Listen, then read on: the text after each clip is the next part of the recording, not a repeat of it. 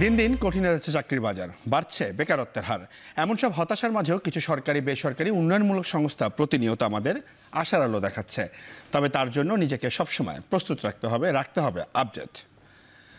সবাইকে স্বাগত জানাচ্ছি চাকরির বাজারে, সাথে আছি আমি সিউল আহমেদ। আজ আমরা দেখব এই সপ্তাহের বেশ কিছু নিয়োগ বিজ্ঞপ্তি। প্রথমে আমরা আসলে দেখতে চাই বাংলাদেশ বিমান এয়ারলাইন্স লিমিটেড তাদের একটি নিয়োগ বিজ্ঞপ্তি দিয়েছে এবং এই নিয়োগ বিজ্ঞপ্তির বিস্তারিত নিয়ে আমরা একটু আলোচনা করতে চাই। আমরা যদি দেখি সেটি হচ্ছে যে প্রতিষ্ঠানের নাম হচ্ছে বিমান বাংলাদেশ এয়ারলাইন্স লিমিটেড, বিভাগের নাম হচ্ছে কার্গো বিভাগ এবং পদের নাম হচ্ছে কার্গো হেল্পার ক্যাজুয়াল বিভাগে তারা আসলে লোকবল নিয়োগের বিজ্ঞপ্তি দিয়েছে। এবং আমরা যদি দেখি যে পদ সংখ্যা হচ্ছে প্রায় 200টি কার্গো হেল্পার হিসাবে তারা লোক নিবে। এবং শিক্ষাগত যোগ্যতা যদি আমরা দেখি, এটি হচ্ছে এইচএসসি পরীক্ষা পাশ করতে হবে, এইচএসসি সনদ লাগবে। এবং অভিজ্ঞতা যদি দেখি সেটা হচ্ছে একদমই প্রয়োজন নেই। বেতন বিভাগ 1-এর আন্ডারে এটি পড়েছে। এবং চাকরির ধরন যদি দেখি সেটি হচ্ছে ক্যাজুয়াল, হচ্ছে অস্থায়ী চাকরি এবং প্রার্থীর ধরন হচ্ছে নারী পুরুষ উভয় আবেদন করতে পারবে। বয়সের ক্ষেত্রে হচ্ছে সর্বোচ্চ 32 বছর পর্যন্ত আপনি বয়স হয়ে থাকলে আপনি আবেদন করতে পারবেন। কর্মস্থলে হচ্ছে বাংলাদেশের যে কোনো বাংলাদেশের যে কোনো স্থানে আপনার আসলে এই কর্মস্থল পড়বে। আবেদনের নিয়ম হচ্ছে বিমান বাংলাদেশ এয়ারলাইন্স লিমিটেডের মাধ্যমে আবেদন করতে হবে। এবং আবেদন ফি যদি আমরা দেখি সেটা হচ্ছে ইলেকট্রিক প্রিপেড সিমের মাধ্যমে 112 টাকা, যেটি আসলে অফেরতযোগ্য 72 ঘন্টার মধ্যে পাঠাতে হবে। অর্থাৎ আবেদন করার সাথে সাথে এই টাকাটা 72 ঘন্টার মধ্যে আপনাকে পাঠাতে হবে। এবং আবেদনের শেষ সময় হচ্ছে 1 জানুয়ারি 2025। আমরা আরেকটি সরকারি নিয়োগ বিজ্ঞপ্তি নিয়ে আলোচনা করতে চাই, সেটি হচ্ছে মাদ্রাসা শিক্ষা বোর্ডের তারা নিয়োগ বিজ্ঞপ্তি দিয়েছে এবং সেই নিয়োগ বিজ্ঞপ্তি নিয়ে আমরা একটু কথা বলতে চাই। সেটি হচ্ছে যে মাদ্রাসা শিক্ষা অধিদপ্তরের অধীনে হচ্ছে বিভাগের নাম হচ্ছে মাদ্রাসা শিক্ষা এবং পদের নাম যদি আমরা একটু দিই সেটা ব্যক্তিগত সহকারী এবং একটি পদের জন্য কিন্তু তারা নিয়োগ বিজ্ঞপ্তি দিয়েছে। এবং শিক্ষাগত যোগ্যতা হচ্ছে স্নাতক বা সমমান, অর্থাৎ অনার্স কমপ্লিট থাকতে হবে। অভিজ্ঞতা হচ্ছে প্রয়োজন নেই। তবে বেতন স্কেল যদি আমরা একটু দেখি সেটি হচ্ছে সরকারি বেতনের যে গ্রেড 14 রয়েছে সেটি হচ্ছে 10,200 টাকা থেকে 24,680 টাকা পর্যন্ত বেতন। এবং চাকরির ধরন হচ্ছে এটি অস্থায়ী একটি চাকরি, সরকারি চাকরি হলেও এটি একটি অস্থায়ী চাকরি। এবং প্রার্থীর ধরন হচ্ছে নারী পুরুষ উভয় আবেদন করতে পারবে। এবং বয়স হচ্ছে 31 ডিসেম্বর 2024 তারিখের মধ্যে 18 থেকে 32 বছর হতে হবে। এবং কর্মস্থল হচ্ছে ঢাকাতে। আগ্রহী যারা রয়েছেন তারা মাদ্রাসা শিক্ষা অধিদপ্তরের মাধ্যমে আবেদন করতে পারবেন। এবং আবেদন ফি অলমোস্ট একই রকম সরকারি চাকরির ক্ষেত্রে যেটি হয়ে থাকে, যেটি ইলেকট্রিক প্রিপেডের মাধ্যমে 223 টাকা অফেরতযোগ্য, যেটি আসলে আবেদন করার 72 ঘন্টার মধ্যে পাঠাতে হবে। এবং আবেদনের শেষ সময় হচ্ছে 31 ডিসেম্বর 2024। আমরা বেসরকারি কিছু নিয়োগ বিজ্ঞপ্তি নিয়ে আলোচনা করতে চাই। আপনারা নিশ্চয়ই জানেন যে মধুমতি ব্যাংক রয়েছে বাংলাদেশের, মধুমতি ব্যাংক পিএলসি তারা নিয়োগ বিজ্ঞপ্তি দিয়েছে। আমরা সেই নিয়োগ বিজ্ঞপ্তির একটু বিস্তারিত দেখতে চাই। সেটি হচ্ছে মধুমতি ব্যাংক পিএলসি প্রতিষ্ঠানের নাম, বিভাগের নাম হচ্ছে লোন বিভাগে তারা লোক নিচ্ছে এবং পদের নাম হচ্ছে লোন রিকভারি অফিসার। পদ সংখ্যা নির্ধারিত করে তারা বলেনি। এবং শিক্ষাগত যোগ্যতা হচ্ছে স্নাতক বা সমান, অর্থাৎ অনার্স কমপ্লিট থাকতে হবে। অভিজ্ঞতা হচ্ছে 3 বছরের অভিজ্ঞতা তারা চেয়েছেন। বেতন হচ্ছে আলোচনা সাপেক্ষে, অর্থাৎ অভিজ্ঞতার উপর নির্ভর করে বেতন ঠিক করা হবে। এবং চাকরির ধরন হচ্ছে ফুল টাইম। প্রার্থীর ধরন নারী পুরুষ উভয় আবেদন করতে পারবে। এবং বয়স সর্বনিম্ন 27 বছর হলেই আপনি আসলে আবেদন করতে পারেন। কর্মস্থল ঢাকাতে। একই নিয়ম, অর্থাৎ আগ্রহীরা মধুমতি ব্যাংক পিএলসির যে ওয়েবসাইট রয়েছে সেই ওয়েবসাইটে ক্যারিয়ার অপশনে গিয়ে তারা অনলাইনের মাধ্যমে আবেদন করতে পারবে। আবেদনের শেষ সময় হচ্ছে 19 ডিসেম্বর 2024। আমরা আরেকটি ব্যাংকের নিয়োগ বিজ্ঞপ্তি নিয়ে এবার আলোচনা করতে চাই, সেটা হচ্ছে বেঙ্গল কমার্শিয়াল ব্যাংক পিএলসি তারা নিয়োগ বিজ্ঞপ্তি দিয়েছে। এবার এই বিভাগের নাম হচ্ছে অ্যাসিস্ট্যান্ট অফিসার এক্সিকিউটিভ অফিসার হিসাবে এবং পদের নাম হচ্ছে রিলেশনশিপ ম্যানেজার। এবং আমরা যদি দেখি পদ সংখ্যা যদি দেখি সেখানেও তারা এবার নির্ধারিত করেন। এবং শিক্ষাগত যোগ্যতা নিয়ে যদি একটু আলোচনা করি সেটা হচ্ছে স্নাতকোত্তর থাকতে হবে, অর্থাৎ মাস্টার্স কমপ্লিট থাকতে হবে। এবং অভিজ্ঞতা হচ্ছে 2 বছর। এবং বেতন যদি আমরা বলি সেটা হচ্ছে আলোচনা সাপেক্ষে, অর্থাৎ 2 বছরের অভিজ্ঞতার উপর ভিত্তি করে আপনার বেতন ঠিক করা হবে। চাকরির ধরন এটি ফুল টাইম একটি চাকরি এবং প্রার্থীর ধরন নারী পুরুষ উভয় আবেদন করতে পারবে। বয়স সর্বোচ্চ 45 বছর এবং কর্মস্থল হচ্ছে ঢাকার বাংলাদেশের যে কোনো স্থানে, অর্থাৎ বেঙ্গল কমার্শিয়াল ব্যাংকের যতগুলো শাখা রয়েছে বাংলাদেশ সেটি যে কোনো একটিতে আপনার কর্মস্থল হতে পারে। আবেদনের নিয়ম হচ্ছে আগ্রহীরা বেঙ্গল কমার্শিয়াল ব্যাংকের যে ওয়েবসাইট রয়েছে তার মাধ্যমে আবেদন করতে হবে। আবেদনের শেষ সময় হচ্ছে 4 জানুয়ারি 2024। দর্শক, আমরা একটি বিশ্ববিদ্যালয়ের আসলে নিয়োগ বিজ্ঞপ্তি নিয়ে আলোচনা করতে চাই। আপনারা নিশ্চয়ই জানেন যে বেসরকারি শিক্ষা প্রতিষ্ঠান উত্তরা ইউনিভার্সিটি রয়েছে, তারা আসলে তাদের লেকচারার পদের জন্য নিয়োগ বিজ্ঞপ্তি দিয়েছে। আমরা সেই লেকচারার নিয়োগ বিজ্ঞপ্তির বিস্তারিত নিয়ে আলোচনা করতে চাই। প্রতিষ্ঠানের নাম হচ্ছে উত্তরা ইউনিভার্সিটি, ডিপার্টমেন্টের নাম হচ্ছে বিভাগের নাম হচ্ছে ডিপার্টমেন্ট অফ টেক্সটাইল ইঞ্জিনিয়ারিং, অর্থাৎ টেক্সটাইল ইঞ্জিনিয়ারিং যে ডিপার্টমেন্ট রয়েছে সেই ডিপার্টমেন্টের লেকচারার পদের জন্য তারা নিয়োগ বিজ্ঞপ্তি দিয়েছে। নির্ধারিত করে বলেনি আসলে কজন লেকচারার তারা নেবেন। শিক্ষাগত যোগ্যতা হচ্ছে বিএসসি কমপ্লিট থাকতে হবে এবং টেক্সটাইল ইঞ্জিনিয়ারিংয়ের উপরেই বিএসসি কমপ্লিট থাকতে হবে এবং অভিজ্ঞতা হচ্ছে প্রযোজনে, অর্থাৎ যারা ফ্রেশার রয়েছে তারাও আবেদন করতে পারে। বেতনও আলোচনা সাপেক্ষে। চাকরির ধরন হচ্ছে ফুল টাইম, নারী পুরুষ উভয় আবেদন করতে পারবে। বয়স তারা নির্ধারিত করে দেয়নি। কর্মস্থল হচ্ছে ঢাকার উত্তরাতে যে উত্তরা ইউনিভার্সিটি রয়েছে সেখানে আপনার কর্মস্থল হবে এবং আবেদনের নিয়ম হচ্ছে উত্তরা ইউনিভার্সিটির মাধ্যমে আবেদন করতে পারবে, তাদের যে ওয়েবসাইট রয়েছে সেই ওয়েবসাইটের মাধ্যমে, এবং আবেদনের শেষ সময় হচ্ছে 22 ডিসেম্বর 2024। আমরা কিছু বেসরকারি উন্নয়ন সংস্থা রয়েছে যারা আসলে এনজিও রয়েছে তাদের নিয়ে একটু কথা বলতে চাই। বেসরকারি উন্নয়ন সংস্থা ওয়েব ফাউন্ডেশন, যারা তাদের প্রজেক্ট কোঅর্ডিনেটর পদের জন্য নিয়োগ বিজ্ঞপ্তি দিয়েছে। আমরা সেই প্রজেক্ট কোঅর্ডিনেটর পদের বিস্তারিত নিয়ে আলোচনা করতে চাই। প্রতিষ্ঠানের নাম হচ্ছে ওয়েব ফাউন্ডেশন এবং যে বিভাগ সেই প্রজেক্ট বিভাগে তারা লোক নিচ্ছে, পদের নাম হচ্ছে প্রজেক্ট কোঅর্ডিনেটর এবং মাত্র একজন লোকই তারা নেবেন এবং শিক্ষাগত যোগ্যতা হচ্ছে স্নাতকোত্তর, অর্থাৎ মাস্টার্স কমপ্লিট থাকতে হবে, অভিজ্ঞতা 5 বছরের অভিজ্ঞতা থাকতে হবে, বেতন হচ্ছে 60,000 টাকা মান্থলি যে বেতন রয়েছে। এছাড়া অন্যান্য যে সুযোগ সুবিধা রয়েছে তারা সেগুলো কিন্তু প্রোভাইড করে থাকবে। চাকরির ধরন হচ্ছে ফুল টাইম এবং প্রার্থীর ধরন নারী পুরুষ উভয় আবেদন করতে পারবে এবং কর্মস্থল হচ্ছে, যদি আমরা একটু খেয়াল করি, সেটি হচ্ছে পটুয়াখালীতে তাদের যে প্রজেক্ট রয়েছে সেই প্রজেক্ট কোঅর্ডিনেটরের হিসেবেই কিন্তু আপনার কর্মস্থল হবে পটুয়াখালীতে এবং বয়স হচ্ছে 45 বছর পর্যন্ত। একই নিয়ম ওয়েব ফাউন্ডেশনের যে ওয়েবসাইট রয়েছে সেই ওয়েবসাইটের মাধ্যমে আবেদন করতে হবে এবং আবেদনের শেষ সময় হচ্ছে 21 ডিসেম্বর 2024।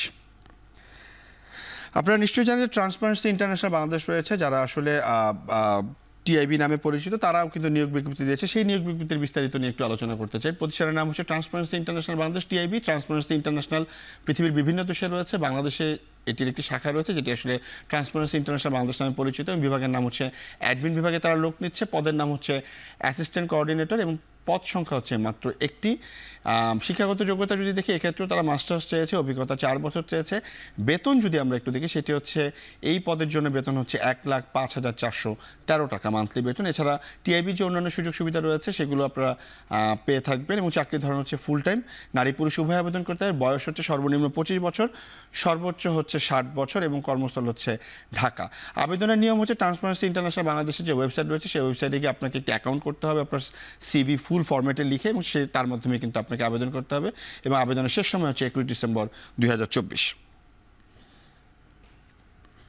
আপনারা নিশ্চয়ই জানেন প্রতি সপ্তাহে আমাদের সাথে একজন কর্পোরেট অতিথি উপস্থিত থাকেন যিনি আমাদের চাকরির বাজার ও বিভিন্ন কর্পোরেট টিপস দিয়ে থাকেন।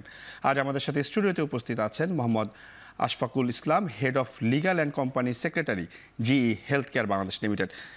আশফাক ভাই, আপনাকে অসংখ্য ধন্যবাদ, আপনি ব্যস্ততার মাঝে আমাদেরকে সময় দিয়েছেন। আপনাকে অনেক ধন্যবাদ আমাকে স্টুডিওতে আমন্ত্রণ জানানোর। আশফাক ভাই, একটু জানতে চাই আসলে জুলাই আগস্ট গণ অভ্যুত্থানের পরে আমরা দেখলাম যে চাকরির বাজারে একটু টালমাতার অবস্থা ছিল, অনেকগুলো নিয়োগ বিজ্ঞপ্তি স্টপ ছিল, যেগুলো নিয়োগ বিজ্ঞপ্তিতে ইন্টারভিউ নেওয়ার কথা ছিল সেগুলো আমরা দেখলাম বন্ধ হয়ে গেল। সো আগস্টের পর আসলে 3 থেকে 4 মাস হতে যাচ্ছে, এখন বাজারটার কি অবস্থা বলে মনে করছেন? আসলে জুলাই আগস্ট গণ অভ্যুত্থান এটা তো অনেকটা বলা যায় যে অনেকটাই ইউনিক একটা সিচুয়েশন বাংলাদেশের জন্য। এটা তো আনফরসিন ছিল। তো ওই সময় যেটা ছিল যে বাংলাদেশের ইকোনমি আসলে যেভাবে যাচ্ছিল মোটামুটি বলা চলে যে ওই সময় একটা স্টেবল মার্কেট ছিল। তো জুলাই আগস্টের পরে যেটা হলো যে অনেক এফডিআইও বন্ধ হওয়া শুরু করলো আস্তে আস্তে, অনেক ফরেন ইনভেস্টমেন্ট আসা বন্ধ হয়ে গেল। তারপর হচ্ছে আমাদের এখানে যাদের এফডিআইগুলো ছিল তারাও ভাবছিল যে whether they are going to stay or they are going to diverse the investment and all this things. তো এরকম একটা সিচুয়েশন ওই সময় ছিল। তো ওই সময় দেখা গেল যে অনেকগুলা নিয়োগকে তারা কিছুটা পোস্টপোন করা শুরু করলো, অথবা তারা চিন্তা করলো যে না, তারা হয়তো বা এই মার্কেটে টিকতে পারবে না, কারণ হচ্ছে নতুন গভর্নমেন্ট আসবে, কারা আসবে এই ব্যাপারগুলো জানা যায় না। আর আপনি একটা ভালো মতোই জানেন যে পলিটিক্যাল অর্গানাইজেশনদের যে গভর্নমেন্ট আফটার কাস্টিং দেয়ার ভোটস এবং হচ্ছে ইন্টারিম গভর্নমেন্ট, এই দুইটার মধ্যে অনেক পার্থক্য থাকে। কারণ হচ্ছে ইন্টারিম গভর্নমেন্টের ওই পরিমাণে রিকগনিশনটা থাকে না গ্লোবাল লেভেলে, কিন্তু দেখা যায় যে যেটা কিনা আপনার রাজনীতির মাধ্যমে বা ভোটের মাধ্যমে আসা সরকারের পক্ষে অনেক কিছু সহজ হয়ে যায়। তো এখন দেখা যাচ্ছে যে না, ডক্টর ইউনূসের যে গভর্নমেন্ট আছে তারা অনেকটা গ্র্যাপল করতে পারছে সব সিচুয়েশন, খুব ইজিলি তারা ট্যাকেল করতে পারছে। এবং রিসেন্টলি আমরা দেখলাম যে আমাদের যে বিডার যিনি এক্সিকিউটিভ চেয়ারম্যান, পরে সিইও হলেন মিস্টার আশিকুর রহমান, সে একই দিনে আমি শুনেছি যে সে একই দিনে হয়তো বা মোর দেন 200 মিটিংসও করছে উইথ ভেরিয়াস অর্গানাইজেশনস। তো তাদের এরকম ড্রাস্টিক কিছু পদক্ষেপ ছিল। মানে জব মার্কেট কি আগের চেয়ে অনেক বেশি স্টেবল হয়েছে? জব মার্কেট, হ্যাঁ, আমি যদি বলি in comparison two July and August, currently the job market is much more stable. আচ্ছা, জব মার্কেট নিয়ে তো কথা বললাম, কিন্তু আমরা দেখি যে জব মার্কেটে যখন নিয়োগ বিজ্ঞপ্তিগুলো দেয়, আমরাও কিছু নিয়োগ বিজ্ঞপ্তি নিয়ে আলোচনা করলাম, সেখানে আসলে কিছু কিছু জায়গায় একটি পোস্টই থাকে, একটু সিনিয়র পোস্টে একটাই থাকে। সেক্ষেত্রে আসলে যখন আমরা দেখি যে একজন যারা অ্যাপ্লাই করছে জবে, শেষ পর্যন্ত যারা টিকে গেল রিটেন ভাইবার পরে, তখন 2-3 জন থাকে যাদের থেকে আসলে একজনকে একটা কোম্পানিকে নিতে হয়। সেক্ষেত্রে আসলে এমন কোন কোয়ালিফিকেশন কিংবা এমন কোন এডুকেশনাল ব্যাকগ্রাউন্ড থাকলে ওই একজনকে আসলে আপনারা পিক করেন? কারণ 3 জনের তো আমরা দেখি যে অলমোস্ট সবই সেম থাকে, অলমোস্ট সেম থাকে। তো সেক্ষেত্রে আসলে আপনারা পিক করেন কিভাবে একজনকে? এই ক্ষেত্রে হয় কি, আমাদের কিছু কিছু জিনিস আমাদেরকে সিঙ্গেল আউট করতে হয়। যেমন হচ্ছে যে আপনি সবসময় চাবেন যে আপনি যেটা ডিমান্ড করছেন, you will want or you will expect something extra from your that candidate, ultimately who you are going to actually select. তো এই ক্ষেত্রে যেটা হয় যে হ্যাঁ ঠিক আছে, আমরা হয়তো বা ডিপার্টমেন্ট ওয়াইজ যখন নেই তখন স্বাভাবিকভাবে দেখা যায় যে ডিপার্টমেন্ট ওয়াইজ তাদের ব্যাকগ্রাউন্ড সেম থাকে, বাট তারপর আমরা ট্রাই করি সিঙ্গেল আউট করতে যে ওর মধ্যে এমন কোনো বিশেষত্ব আছে কিনা যেটা কিনা তার ওই পজিশনের পাশাপাশি অন্য কোনো পজিশনেও ভ্যালিউয়েট করতে পারে। তো আমার কাছে মনে হচ্ছে ভ্যালিউয়েড যেটা করা যায় সেই পজিশন, ভ্যালু অ্যাডিশনটা খুবই ইম্পর্টেন্ট এই ক্ষেত্রে, মূল্য সংযোজন যেটাকে আমরা বলি। তো এই ক্ষেত্রে আমার কথা হচ্ছে যে যারা এমপ্লয়িজ আছে বা যারা অ্যাকচুয়ালি জব সিকার আছে, তাদের প্রতি আমার পরামর্শ একটাই থাকবে যে আপনারা শুধুমাত্র আপনাদের পুরো গণ্ডিটাকে একটা নির্দিষ্ট কোনো কিছুর মধ্যে আবদ্ধ না রেখে আপনারা আরেকটু এক্সপানশনের দিকে যান। কারণ বর্তমানে যে আমাদের গ্লোবাল আমরা আউটরিচ এমনভাবে যাচ্ছে, এখন আপনি জানেন যে এআইয়ের যুগ চলে আসছে, আর্টিফিশিয়াল ইন্টেলিজেন্সের। তো এই সময় আসলে আপনাকে শুধুমাত্র কোনো একটা নির্দিষ্ট বিষয় নিয়ে লিমিটেড থাকার চাইতে আপনি যদি আপনার হরাইজনটাকে আরেকটু এক্সপান্ড করতে পারেন, তখন দেখা যায় যে ওই জিনিসগুলো সিঙ্গেল আউট করতে তখন একজন রিক্রুটারের খুব ইজি হয়, এবং তার জন্য মনে হয় যে না, সে হয়তো বা আমার ওই পজিশনের পাশাপাশি তাকে হয়তো বা আমি আরও কিছু জিনিস এসে আমার অর্গানাইজেশনে ভ্যালুয়েট করতে পারে। তো এই জিনিসগুলো আসলে একজন রিক্রুটারের জন্য খুব ইম্পর্টেন্ট হয়ে যায়। আচ্ছা, যারা আসলে যে সিভি পাঠাচ্ছে, সেই সিভির ফরম্যাট, স্টাইল, সেগুলো নিয়ে আমাদের আসলে এখনও কথা বলতে হয়, যেখানে আসলে অনেক অ্যাপসের মাধ্যমে সিভি করা যাচ্ছে, কিংবা অনেক এখন তো ওয়ার্ল্ড ওয়াইড বলেই দিচ্ছে যে আমরা আসলে ইউরোপাসের মাধ্যমে সিভি তৈরি করতে হবে। সুতরাং সিভি রাইটিংটা আমরা কেন আসলে এখনও পিছিয়ে আছি এত? এটা ইউনিভার্সিটিগুলো শেখায় না, নাকি কারিকুলাম যে ইন্টিগ্রেশনটা থাকে সেখানে তারা আসলে শিখে না? প্রবলেমটা কোন জায়গায়? এক্স্যাক্টলি, এখানে প্রথম প্রবলেমই হচ্ছে যে ইউনিভার্সিটিও শেখায় না, এবং হচ্ছে আমাদের কোর কারিকুলার অ্যাক্টিভিটিসের মধ্যে এটা থাকে না, কারিকুলামের মধ্যে তো নাই ফর অ্যালন দ্য কারিকুলাম।